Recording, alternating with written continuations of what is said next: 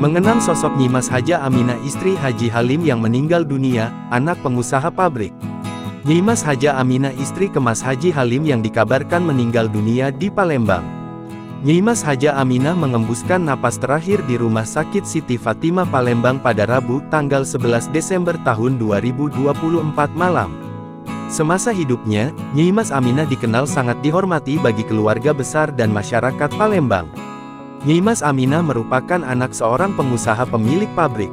Diketahui, Nyimas Aminah dan Haji Halim dikaruniai 6 anak, yakni Nyimas Rodiah Halim, Nyimas Rohana Halim, KMS Umar Halim, Nyimas Fatma Halim, Nyimas Sarah Halim dan Nyimas Ria Halim. Kesuksesan KMS Haji Halim tak lepas dari jasa dan dukungan almarhum istri tercinta. Ibu Haji ini, Nyimas Aminah, nyerahin pabrik bapaknya, kau pimpinlah, ada uaknya juga belum menikah ngasih aku saham kosong pimpinlah pabrik, akhirnya aku bikinlah Sentosa Jaya, ungkap KMS Haji Halim saat berbincang dengan ex-pemimpin redaksi Tribun Sumsel Elweni Ramdiastuti pada Rabu, tanggal 23 Februari tahun 2023.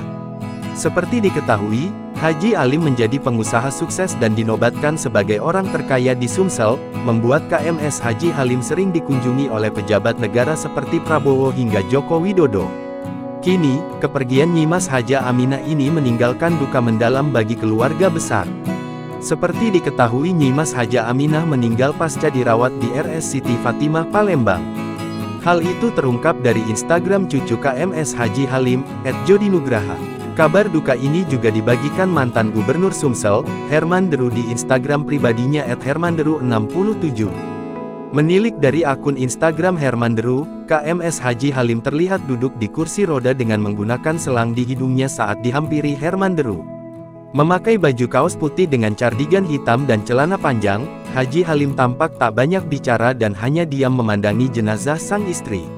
Beberapa kerabat keluarga pun mengelilingi jenazah Nyimas Haja Aminah yang diletakkan di tengah ruangan. Download Tribun X sekarang, menghadirkan lokal menjadi Indonesia.